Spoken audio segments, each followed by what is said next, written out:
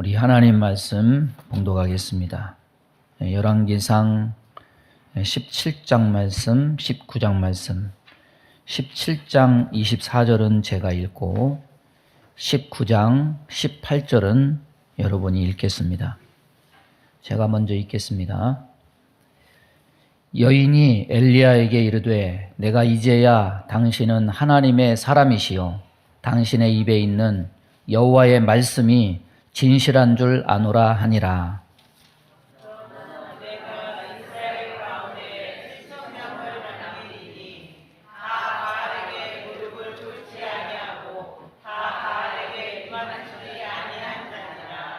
아멘. 말씀 전하겠습니다. 오늘 제목이 표지죠. 교회의 표지. 표지가 뭡니까? 책 겉장 표지라고 하죠.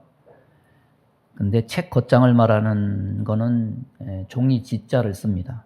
근데 오늘 제목 표지의 뒷글자가 한문으로 종이 지자가 아니라 알다, 판별하다 이런 뜻을 나타내는 식자입니다. 식자. 그래서 표지가 아니라 표식인데 이게 오타가 아니냐, 오류가 아니냐 이렇게 생각할 수도 있습니다. 아닙니다. 이건 실수 안 했어요. 저거는 표식이라고 쓰고 표지라고 읽어요. 그러니까 쓸 때는 표식 쓰지만은 어떤 사물을 다른 것과 구별하게 하는 내용이다. 이럴 때는 한문으로 표식이라고 쓰지만 읽을 때는 표지다. 이렇게 씁니다. 근데 이게 어려운 얘기가 아니고요. 예를 들면 이게 뭡니까? 도로 표지판이죠. 도로 표지판 할 때도 한문으로는 표식판이라고 써요. 근데 읽을 때는 어떻게 씁니까? 도로 표지판이라고 쓰죠. 그러니까 모르는 사람은 왜 이거 식인데 지로 썼냐 이렇게 하면 뭐가 탈로 나요? 무식이 탈로 나는 거예요. 무식이 탈로 나는 거예요. 교회를 다른 것과 구별해서 알게 하기 위함이 목적이기 때문에 표식이라고 쓰고 표지라고 읽습니다. 헷갈리지 않기 바랍니다. 엘리야 그러면 하늘에서 비, 또 하늘에서 불, 나중에는 또 불말과 불수레를 타고 올라간 모세와 함께 구약을 대표하는 선지자로 알고 있습니다. 우리가 엘리야 얘기 나오면 좋아하는 내용이 있습니다. 까마귀를 보내서 공개를 받았다. 사렙다 과부에게 보냄을 받아서 공개를 받았다. 이런 내용들. 그런데 우리가 별로 주목하지 않는 내용이 있죠. 과부의 아들이 죽었고 엘리야가 기도해서 그 아들을 살려내는 내용입니다. 사실 과부의 아들이 죽은 내용이 추가되지 않는다고 해도 까마귀 공개, 사렙다 과부에게 공개받는 내용만으로도 사람들은 은혜롭다. 완벽한 스토리가 되죠. 그런데 정말 중요한 내용이 있습니다. 이 과부의 신앙 고백은 떡으로 인해서 고백된 것이 아니라는 거죠. 과부의 아들이 죽었다가 살아난 그 사건 후에 고백되었다는 사실입니다. 그래서 24절 여인이 엘리야에게 이르되 내가 이제야 당신은 하나님의 사람이시요 당신의 입에 있는 여호와의 말씀이 진실한 줄 아노라. 이제야 이런 단어를 썼어요. 아들 살린 기적을 경험한 후에 온전한 신앙, 하나님 신앙을 갖게 되었다는 거죠. 여러분, 앞선 떡을 주신 기적 후에 그 믿음 갖지 못했습니까?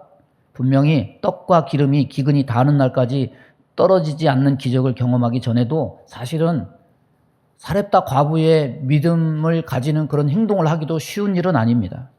자신과 아들을 위해서 남은 마지막 가루, 기름을 하나님 말씀을 믿고 엘리야에게 대접하는 것도 큰 믿음의 결단이고 희생이죠. 그 결과 가루와 기름이 마르지 않는 것을 경험하고도 하나님의 능력에 놀라고 은혜에 감사했을 겁니다. 그런데도 그 사건 이후에는 그녀의 어떤 고백도 나오지 않았어요. 하지만 아들 살린 기적 이후에는 이제야 내가 하나님을 알았다. 이제야 하나님의 말씀이 진실인 줄 알았다. 이제야 엘리야가 참 하나님의 선지자인 줄 내가 알았다. 이렇게 고백을 하고 있는 겁니다. 여러분, 떡 먹고 배부른 건 사실 믿음이라고 할 수 없어요. 떡은 성도들에게 참된 믿음을 일으킬 수 없습니다. 떡은 육신의 문제를 해결해주는 모든 은혜와 기도 응답을 가리켜요. 이런 예를 우리는 바로 오병이어의 기적에서도 우리는 확인할 수가 있습니다. 예수님이 오병이어 기적을 통해서 5천 명을 배불리 먹이니까 군중들은 뜨겁게 열광하고 예수님을 뒤따릅니다. 예수님이 좀 쉬려고 하는데 배 타고 가는 건 멀리서 보고 해변가로 그 많은 사람들이 예수님을 따라가요. 예수님을 찾아서 왕을 삼으려고 가버나움까지 몰려와요. 여러분, 그 순간 그들의 믿음은 누구보다도 뜨거워 보였지만은 얼마 지나지 않아 그 믿음이 차갑게 식어버리는 순간이 오죠.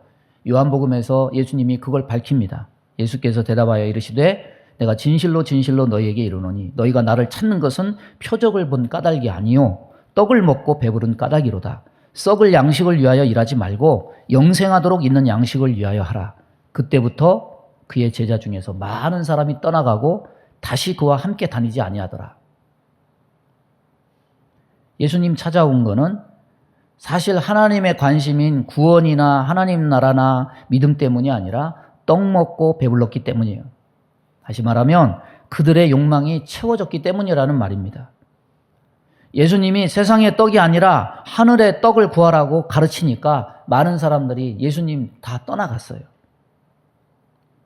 떡은 참 믿음으로 인도하지 못해요. 예수님의 공생애는 거의 전부 갈릴리 지역에서 이루어졌습니다.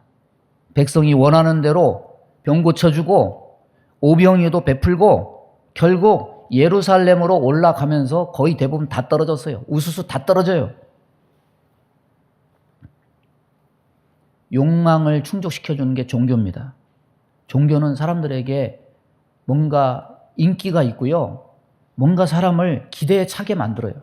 그런데 여러분 분명히 아세요. 욕망을 충족시켜주는 종교는 참된 믿음을 일으킬 수가 없어요.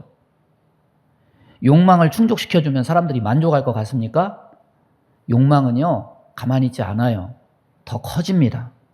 그래서 믿음이 생기는 것이 아니라 욕망이 커지면 믿음에서 멀어져요. 그 가장 비근한 예가 누굽니까? 솔로몬입니다. 여러분, 믿음이 필요를 채우는 도구라고 생각하지 않기 바랍니다. 필요는 항상 생기는 거예요. 여러분, 사람은 살면 맨날 필요가 생겨요. 하나님은 그리고 인간의 필요를 다 아십니다. 그런데 필요의 채움이 믿음을 일으키지는 않아요. 따라서 보겠습니다. 필요의 채움이 믿음을 일으키지는 않는다. 하나님이 우리 교회를 세우셔서 43년 동안 참 우리에게 많은 것으로 채워주셨습니다. 이 성전도 주셨고, 이거 뭐 돈 있어서 지은 거예요? 아니잖아요. 이거 하나님이 하신 거 아닙니까? 많은 어려움도 해결하도록 인도하셨습니다. 그런데 43년 동안 경험한 것이 그냥 기근에 떡의 필요를 채워주는 것처럼 떡 채우는 기적만 맛봤다면, 그게 믿음의 효용성이라고 생각한다면, 그래서 그것이 교회가 존재하는 이유라고 오해하고 있다면 이거는 참된 믿음과는 거리가 먼 신앙이 아닐 수 없어요. 갈릴리에서 예수님은 인기 있었습니다. 필요를 채워주는 예수에는 사람이 열광해요. 그런데 예루살렘으로 올라가면서 자기들의 필요가 아니라 하나님의 관심을 말하니까 사람들이 다 떨어져 나가요. 과부의 믿음을 불러일으킨 것, 신앙 고백을 유발한 것은 떡이 아니에요. 무엇이었습니까? 아들의 죽음과 다시 살아남이에요. 저는 이것이 하나님이 엘리야를 통해서 보여주는 믿음이 무엇이고 오늘날에는 교회가 무엇인지를 보여주는 참 표지가 아닌가 생각이 되는 겁니다. 여호와께서 엘리야의 소리를 들으심으로 그 아이의 혼이 몸으로 돌아오고 살아난지라. 엘리야의 간절한 기도를 하나님이 들으셨어요. 그러자 아이의 혼이 돌아와요. 에녹처럼 죽지 않고 승천한 예는 엘리야 전에도 있었어요. 그런데 사람이 죽었다가 살아난 예는 엘리야가 최초입니다. 최초로 엘리야를 통해서 죽음과 부활이 있어진 거예요. 이것은 성경에서 죽은 자의 소생되는 것이 기록된 첫 번째 신뢰예요. 하늘이 닫혀가지고 3년 6개월 동안 비가 안 오게 하는 능력, 이것은 바알과 아세라가 풍요와 다산의 신이니까 그 허구성을 깨닫게 하기 위함이었어요. 그런 환경에서 사람들은 뭐만 걱정합니까? 어떻게 먹을까? 어떻게 마실까? 먹고 사는 문제만 걱정해요. 그러니 떡과 물을 주면 하나님을 그런 정도의 하나님으로만 생각해요. 우리가 아는 갈멜산에서 아세라 선지자 450인과 대결하는 것, 하늘에서 불을 내리는 것이 참신인 것을 알게 하기 위함이죠. 목적이 있죠. 그런데 불을 내린다고 하니까 사람들에게 나타난 증상은 뭐냐면 믿음이 나타난 게 아니라 엘리야를 두려워하는 것이었지 하나님을 섬겨야 했다, 이런 마음까지는 이르게 하지 못했습니다. 그런데 참 신앙 고백과 참 믿음이 나온 것은 비도 아니고 불도 아니고 과부의 아들이 살아난 그 사건을 통해서였어요. 하나님 어떤 분이십니까? 기근 속에 떡이 없으면 떡 주는 그런 하나님이십니까?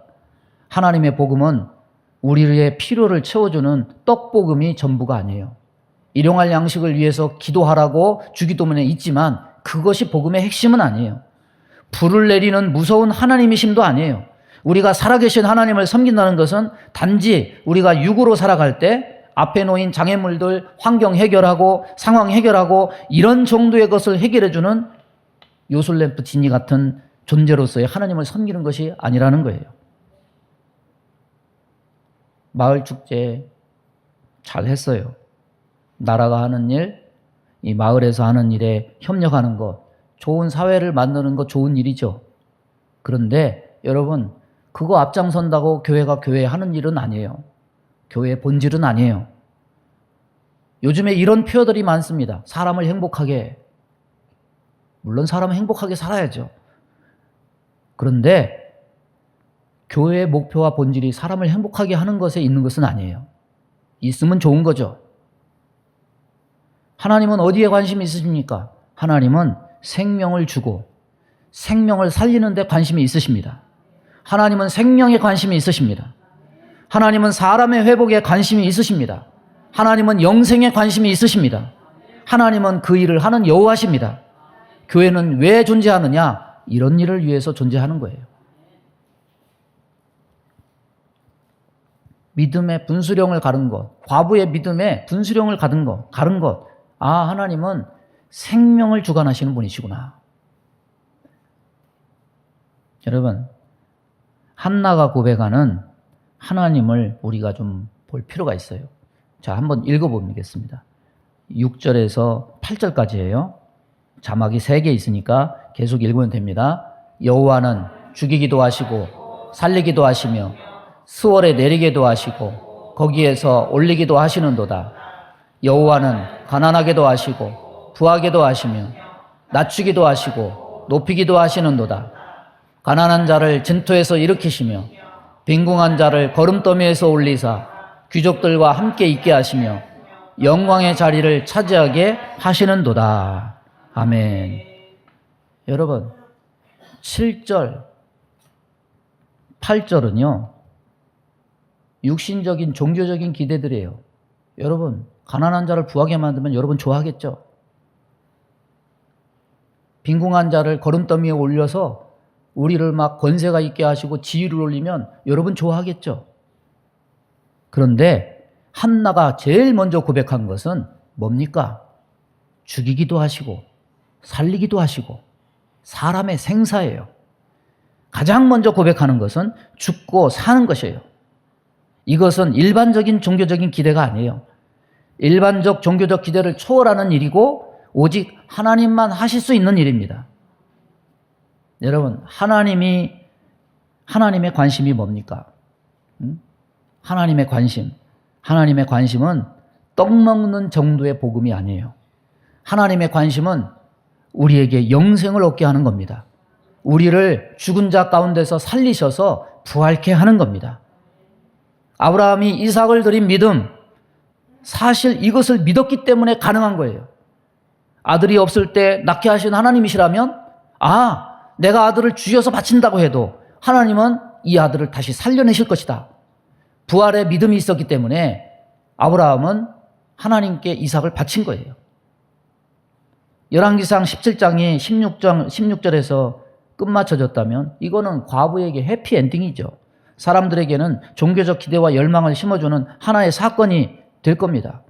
하나님이 나도 이렇게 먹고 사는 일을 책임져 주시면 좋겠다. 그 기대를 심어주는 사건이 될 것입니다. 그런데 하나님은 거기서 끝나지 않았어요. 이 과부에게도 엘리야에게도 하나님은 기근 정도만 면해주는 정도의 종교적 하나님이 아니라는 거죠. 하나님은 한나의 시각을 열어서 하나님은 죽이기도 하시고 살리기도 하시는, 하나님은 생명의 주관자시다. 이렇게 고백한 것처럼 이 사렙다 과부의 이방에 있는 하나님을 모르는 그 사렙다 과부의 입을 열어서 하나님은 그 고백을 하게 하신 거예요. 여러분, 교회가 무엇하는 곳인가? 교회의 가장 중요한 근간을 확인시켜주는 사건이에요. 계시록 11장에 보면요, 두 증인에 관한 말씀이 있습니다. 두 증인이 하는 일이, 이 말세의 교회가 하는 일이 무엇인지 명확하게 증거해 줘요. 증인이 2명인 것은요, 구약에서 증인 숫자, 최소 숫자를 2명으로 했기 때문에 2명인 거예요. 이 계시록 말씀에 이 두 증인의 모델로 선택된 사람이 누구냐면 엘리야와 모세입니다. 계시록 11장 6절 보면 이렇게 말씀합니다. 그들이 권능을 가지고 하늘을 닫아 그 예언하는 날 동안 비가 오지 못하게 하고, 또 권능을 가지고 물을 피로 변하게 하고 아무 때든지 원하는 대로 여러 가지 재앙으로 땅을 치리로다. 엘리야처럼 하늘을 닫아서 비가 내리지 못하게 하고 모세처럼 물을 피로 변하게 하는 권세를 가졌습니다.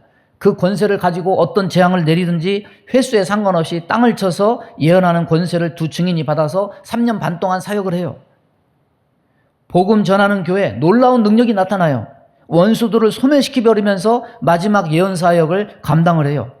그래서 계시록 11장 5절을 보면 만일 누구든지 그들을 해하고자 하면 그들의 입에서 불이 나와서 그들의 원수를 삼켜버릴 것이요, 누구든지 그들을 해하고자 하면 반드시 그와 같이 죽임을 당하리라. 아우, 엘리야처럼 누가 막 반대하면 막 불이 나와서 막 그들을 소멸시켜버려요. 여러분, 사역을 할 때 이렇게 하면 얼마나 신이 날까요? 저에게도 그런 능력 좀 주시면 좋겠어요. 하늘을 닫아서 막 비가 오지 않게 하고 막 물을 막 피로 변하게 하고. 그런데요, 여러분, 이런 능력을 베풀면 사람이 변할까요? 안 변할까요? 안 변합니다. 바로 보세요. 10가지 재앙을, 능력을 보고도 바로가 안 변해요. 엘리야의 비를 멈추고 불을 내리는 능력을 보고도 그 백성이 돌아오지 않습니다. 떡볶음과 능력으로 사람이 변할 것 같으면요, 아마 예수님은 마귀가 떡을 이용해서 유혹하고 성전 꼭대기에서 능력을 보이라고 유혹하기 전에 예수님이 자진해서 그 일을 행하셨을지도 모르겠습니다. 여러분, 떡볶음과 능력 베품은 인기와 주목은 끌을 수 있을지 몰라도 열매가 없어요. 열매가 없어. 따라서 보겠습니다. 떡볶음과 능력 베품은 열매가 없다. 왜냐하면요, 필요를 채우는 것은 사람의 욕망을 키우지만 믿음을 키우지는 않아요.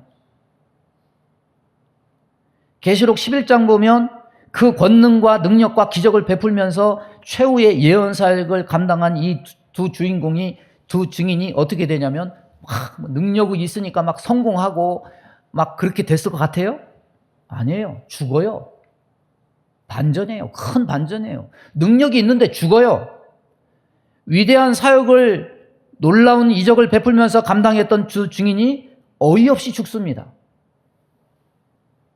계시록 11장 7절에서 10절 보면 그들이 그 증언을 마칠 때에 무적행으로부터 올라오는 짐승이 그들과 더불어 전쟁을 일으켜 그들을 이기고 그들을 죽일 터인즉 그들의 시체가 큰 성 길에 있으리니 그 성은 영적으로 하면 소돔이라고도 하고 애굽이라고도 하니 곧 그들의 주께서 십자가에 못 박이신 곳이라. 백성들이 족속과 방언과 나라 중에서 사람들이 그 시체를 사흘 반 동안을 보며 무덤에 장사하지 못하게 하리로다. 이 두 선지자가 땅에 사는 자들을 괴롭게 함으로 땅에 사는 자들이 그들의 죽음을 즐거워하고 기뻐하여 서로 예물을 보내리라.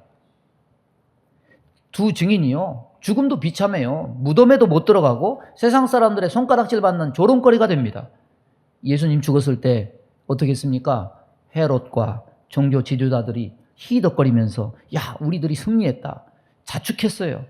이것을 그대로 말세 교회에 그대로 여기서 빗대고 있습니다.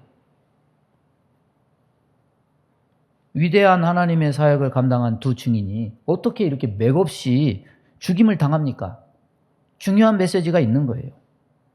여러분, 우리의 사역, 교회의 사역은요, 사람의 필요에 근간한 떡과 능력과 힘으로 사람에게 뭔가 보여가지고 인기를 얻고 사람이 설득당해서 되어지는 것이 아니라는 거죠. 무엇으로 됩니까? 하나님의 일은 죽음과 부활로 되는 거예요. 예수님이 그렇게 하셨던 것처럼 주의 백성들도 그 길을 가는 거예요. 그리고 3일 반 후에 부활하고 살아나요. 이건 뭘 보여줍니까? 교회가 세상에서 당하는 것이 뭔지 보여주고, 교회가 궁극적으로 얻는 것이 뭔지 보여주고, 교회가 궁극적으로 전해야 되는 것이 무엇인지 우리에게 보여주는 거예요. 예수님의 제자들과 바울이 전한 것은 그리스도의 십자가와 부활이었지 떡과 힘의 권능이 아니에요. 사람들이 듣고 변화되고 하나님을 발견한 것은 그리스도와 십자가의 부활의 복음을 듣고서였지, 병 고쳤다, 부자 됐다, 먹을 거 생겼다, 이런 능력 있는 목사님, 이런 능력 있는 교회, 큰 교회, 이게 진짜다, 이런 게 아니에요. 이런 결말이 서운하지 않으세요? 섭섭하지 않으세요? 아쉬움이 있지 않아요? 망설임이 있지 않아요? 그래도 그렇지. 이왕이면 보기 좋은 떡이 뭐 좋고, 이왕이면 큰 교회가 좋고, 우리 교회가 커지면 더 좋지. 이런 마음이 있지 않습니까? 여러분, 사람 안에는 필요를 채워주고 위로해주는 인간의 종교에 대한 기대가 다 있어요. 우리 안에는 주의 말씀과 교회의 근간인 주의 죽으심과 부활을 따르지 않는 그런 본성이 있음을 여실히 보여주는 거예요. 인간의 본성은요, 육신적이고 세상적이고 정욕적입니다. 그래서 입으로는 하나님 나라를 말하지만은 하나님 나라는 천천히 가고 싶고, 이 세상에서 살 동안에 많은 것 누려보고 평안을 맛보고자 하는 육신적인 그런 소망이 있어요. 죽음을 말하고 부활을 말하면 고개 돌려버려요. 세상에서의 역전 드라마, 죽을 것 같았는데 살게 하셔서 고침을 받고 평안한 삶을 살았다. 그런데 복음 전하다가 순교했다. 이것은 도저히 은혜가 안 돼. 베드로식으로 말하면 예수님이 십자가 진다니까, 주여 그리마옵소서, 절대로 그렇게 하면 안 됩니다. 그런데 성경은 분명히 예수님의 죽음, 제자들의 죽음을 기록하고 있고, 계시록의 두 촛대 증인 교회도 죽임을 당하고 부활한다. 초점을 거기다 분명히 맞추고 있어요. 구약의 아브라함과 한나가 가진 믿음도 죽음과 부활이 근간된 믿음이었고, 사렙다 과부의 아들이 죽은 후에 다시 산 이야기 또한 바른 믿음이 무엇인지를 알려주는 내용이 된다는 거예요. 43년 동안 하나님의 은혜로 여기까지 왔습니다. 주님 오시는 그날까지 그냥 교회 다니면서 내 육신 편하고 가정 평안하고, 여러분 그 수준에 머물면 절대 안 돼요. 그건 복음이 아니에요. 교회가 외치고 교회의 본질을 가지는 것은 주의 죽으심과 부활을 믿고 그것을 전하는 것이 교회의 사명이고, 이 교회를 세운 하나님의 뜻입니다. 이것이 생명이고 이것이 우리가 살 길이고 우리의 믿음의 근간이 되는 교회의 표지라는 것을 잊지 않기를 바랍니다.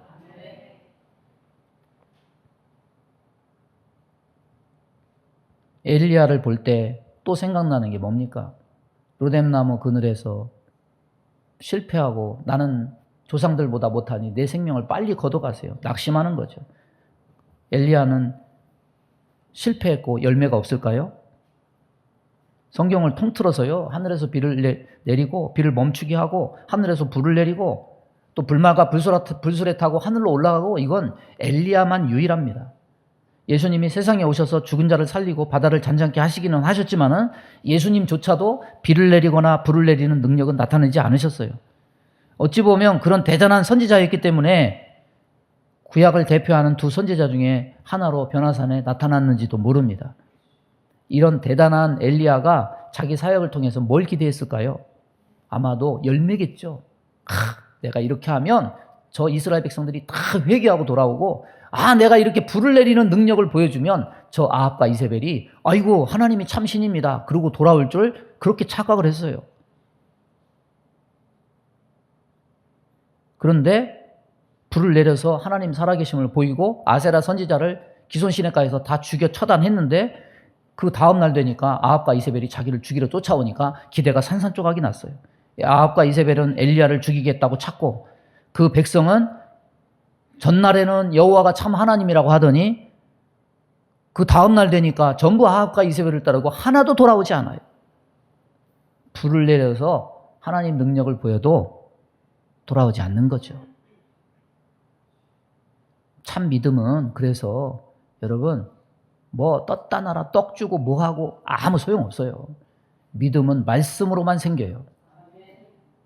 엘리야가 거기서 낙심하죠. 탈진하죠. 야, 불을 내렸는데도 안 돌아오니 이거 세상 누가 이것을 한들 이 백성이 돌아올까? 아, 이거는 결국 하나님도 어떻게 못하는 거 아닌가? 아, 나는 이제 실패했다. 열매가 없다. 하나님을 실패한 하나님으로 인식했습니다. 과연 그렇습니까? 19장 말씀에서 갈멜살 대견 이후에 탈진하고 낙심한 엘리야를 호렙산에서 위로하신 다음에 하나님이 새로운 말씀을 하죠. 아람의 하사엘에게 기름을 부어라. 님시의 아들 예후에게 기름을 부어라. 엘리사에게 기름을 부어라. 무슨 말입니까? 하사엘에게 기름을 부으라는 것은 이스라엘 백성을 심판할 자가 하사엘이에요. 엘리사가 저에게 기름을 붓고 나서 그를 쏘아보면서 울어요. 왜냐하면 그 하사엘이 자기 백성을 사마리아 성을 포위해서 죽일 사람이에요. 인간으로 보면 자기 백성을 죽이는 사람이니까 밉죠. 얼마나 자기 나라 백성을 죽이는 사람이 믿겠습니까? 그런데 어쩔 수 없어요. 하나님의 심판이에요. 심판. 님시의 아들 예후에게 기름을 부어라. 무슨 말입니까? 아합 왕가의 그 모든 자녀들 이세벨을 전부 다 처단하는 것을 예후가 감당해요. 여러분, 하나님은 엘리야에게 어떤 사명을 주셨느냐? 이스라엘 백성에게 마지막 기회를 사명을 주셨죠. 그런데 갈멜산에서 결국 저들이 다 하나님을 거부해. 그러니까 이제 뭐가 남은 겁니까? 하나님의 심판이 오는 거예요. 엘리사는 하나님의 심판의 사명이 있는 엘리사였어요.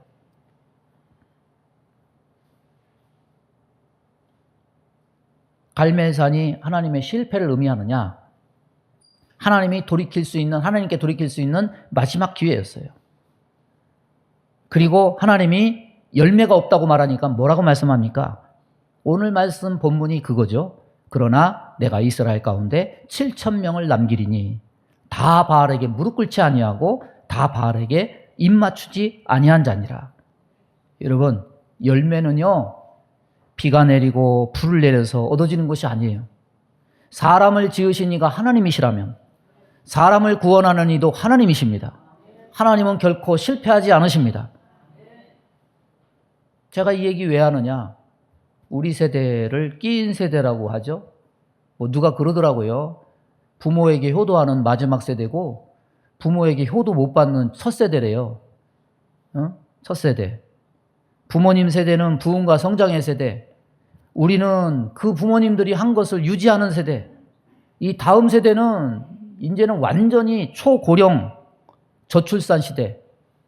과연 교회는 어떻게 될까? 10년, 20년 후에 성일교회는 어떻게 될까? 우리 모두 고민이 되고 기도 제목이 될 수밖에 없죠. 여러분, 바알 시대 때 바알에게 무릎 꿇지 아니한 사람이 소수죠. 7,000명이었어요. 나머지 다수 백성은 바알에게 다 무릎을 꿇은 사람이란 말입니다.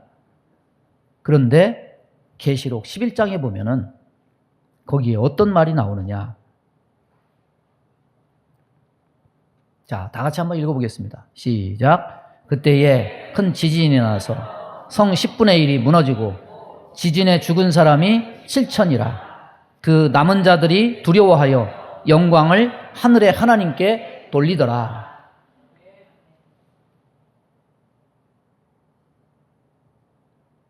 엘리야 때는 하나님이 남긴 사람이 7,000이었습니다. 그런데 계시록에 가니까 여기에 있는 숫자는 그 7,000과 반대된 숫자예요. 여기는 돌아온 숫자가 아니라 이 사람들은 죽은 사람 7,000은 어떤 사람들이냐면 회개하지 아니한 사람들이에요. 그러면 그 남은 자는 무슨 말입니까? 남은 사람은 하늘의 하나님께 영광을 돌리더라. 무슨 말인지 아세요? 여러분, 요한계시록 눈 씻고 찾아봐도 인재앙, 나팔재앙, 대접재앙 전부 그렇게 고통이 극심한 심판이 임하는데도 회개하는 사람이 한 사람도 없어요. 그러니까 이거는 좀 종합해서 말하면 떡을 줘도 사람들은 안 믿고, 능력을 베풀어서 불을 내리고 비를 내려도 안 믿고, 하나님이 나팔재앙, 인재앙, 대접재앙, 심판에도 사람들은 회개하지 않아요. 오직 예수를 믿는 것은 주의 말씀과 주의 십자가의 은혜로만 믿는 거예요. 그런데 지금 우리의 눈으로 보면 교회가 겨자씨 같고 보잘것이 없어요. 그런데 결산하실 때 보면 결국 회개치 않는 자는 소수고 회개한 자는 모두 남은 자가 된다는 말은 구원하는 하나님의 백성이 마지막 심판 때에는 결국 아무도 셀 수 없는 큰 무리가 된다는 것을 의미해요. 하나님은 실패하지 않으십니다. 교회는 망하지 않습니다. 믿음은 반드시 이깁니다. 여러분, 이스라엘 백성이 큰 성 헤브론과 안악자손을 보고서 절망하고 뭐라고 고백하느냐? 그들이 보기에 우리는 메뚜기와 같다 그랬습니다. 그리고 가나안 땅 들어가기를 포기해서 결국 광야에서 40년 돌다가 다 죽었습니다. 우리 시대의 큰 성 헤브론과 안악자손 뭐가 될 것 같습니까? 제가 보기에는 인공지능과 로봇이 될 거예요. 분명히. 컴퓨터가 사람을 바둑으로 이긴 게 벌써 옛날 얘기예요. 이제 인공지능이 곳곳에 다 침투해가지고 사람보다 더 뛰어나요. 로봇은 음식점에서 음식 배달하는 것, 테이블에 음식 배달하는 정도 쓰이고 있죠. 그런데 언젠가 이 두 가지가 합쳐질 거예요. 분명히. 인공지능과 로봇이 합쳐질 거예요. 아마도 인류 삶은 코로나 이후 코로나보다 더 큰 사회 변혁이 있을 거고 사람의 생각에는 큰 변화가 있을 거예요. 사람이 이 세상이 변하는 것이 너무너무 빨리 변할 거예요. 그럴 때 믿음의 사람들은 그 어느 시대보다도 큰 성 헤브론과 어느 시대보다도 큰 안악자손 앞에 서서 똑같은 불신앙적인 고백을 하게 될 거예요. 이제 교회는 망했다. 이제는 믿음은 아무 소용이 없다. 저 로봇을 누가 이기고 저 인공지능을 누가 이기냐. 사람의 존재는 더 하락되고 사람보다 똑똑하고 지능이 높은 인공지능 로봇 앞에 인간은 뭐고 도대체 신은 뭐냐. 무슨 의미가 있냐. 이런 고민을 하게 될 날이 10년 후에 20년 후에 분명히 닥칠 거예요. 여러분, 그럴 때라도 이 하나님의 말씀을 믿을 수 있겠습니까? 이 소망을 붙들 수 있겠습니까? 물론 가봐야 알겠지만 아마도 엘리야의 낙심에 찬 호소들이 점점 많아지게 될 거예요. 하지만 성경이 우리에게 말씀하시는 것은 무엇이냐? 하나님은 실패하지 않으신다. 엘리야 시대 때 이스라엘의 바알을 향해서 무릎 꿇지 아니한 7천이 전부지만 주 오시는 심판의 날에 이것이 역전이 돼서 오히려 바알에게 무릎 꿇다가 죽은 자가 7천 소수고 나머지 남은 모든 자가 하나님께만 영광을 돌리더라. 여러분, 계시록 눈 씻고 봐도요, 회개하고 하나님께 영광 돌렸다는 말은 이 구절 하나밖에 없어요. 계시록에 아무도 셀 수 없는 큰 무리는 허황된 수가 아니에요. 분명 하나님은 그 일을 위해서 교회를 세우셨고 역사의 시간 속에 교회를 통해서 이 일을 차근차근 이루어 가실 거라는 겁니다. 이 소망이 있어야 앞으로의 시대에 믿음을 지킬 수가 있습니다. 말씀을 정리합니다. 변화산에 누가 나타났습니까? 좌우에 모세와 엘리야가 나타났어요. 그리고 성경 보면은 엘리야와 모세가 나타나서 예수님과 한 이야기의 내용이 뭔지를 거기에 기록하고 있어요. 뭘 얘기할 것 같습니까?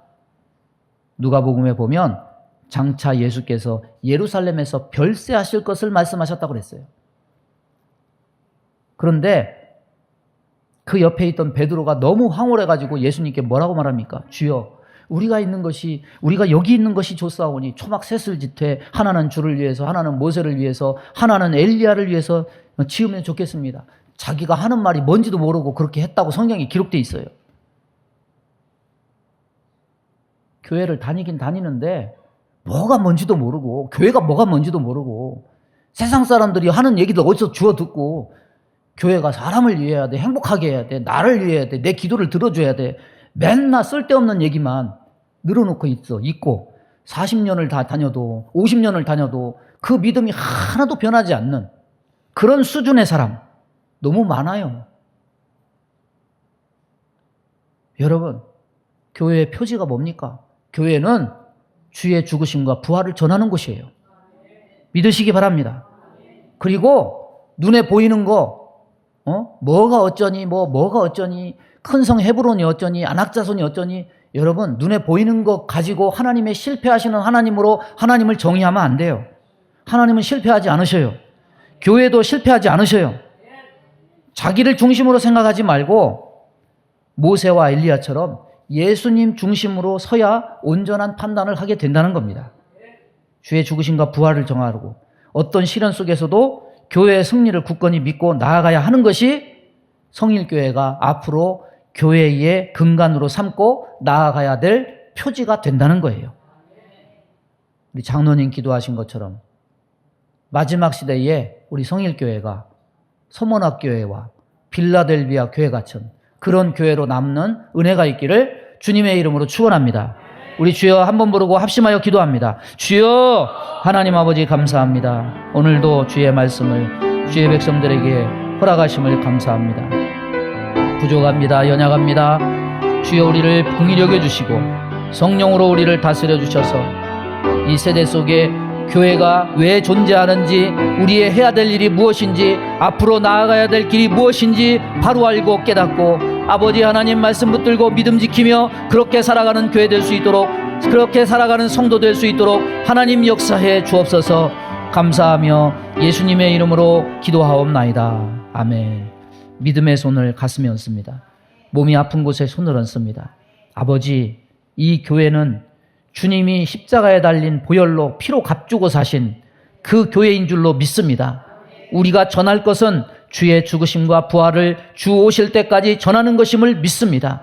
어떤 시련과 환난이 와도 하나님은 교회를 붙들고 계시고 이제는 바알에게 무릎 꿇지 아니한 자가 7천이 아니라 하나님 앞에 회개하지 아니한 자만 7천이고 그 나머지 모든 자들이 하나님 앞에 영광을 돌리는 아무도 셀 수 없는 큰 무리가 가득하게 될 날이 분명히 있을 줄로 믿습니다. 아버지, 과학기술 문명이 아무리 발달하고 앞으로 아버지 우주 개발이 진척이 된다 하더라도 아버지 하나님, 우리는 좌우로 흔들리지 말고 담대한 믿음을 가지고 교회의 승리와 예수님의 승리를 믿고 나아갈 수 있는 믿음의 세대, 다음 세대가 될 수 있도록 은혜를 내리워 주옵소서. 우리 마음 가운데 원망, 불평, 시기, 질투, 미움, 다툼, 이간질하며 불순종, 불신앙케 하며 불안, 조조, 염려, 근심, 두려움을 주는 모든 어둠은 다 떠나갈지어다. 큰 믿음을 주옵소서. 믿음의 대장부들 되게 하여 주옵소서. 몸이 연약한 곳에 손을 얹고 기도합니다. 손을 얹은 곳마다 보혈로 씻어주시고 성령의 불로 태워 주옵소서. 예수 이름으로 명하노니 모든 병만은 다 떠나갈지어다. 주님의 선한 도구가 되고 주님의 증인이 되어서 하나님 나라를 이루는 자들 다 되게 복 내려 주옵소서. 예수님의 이름으로 기도하옵나이다. 아멘.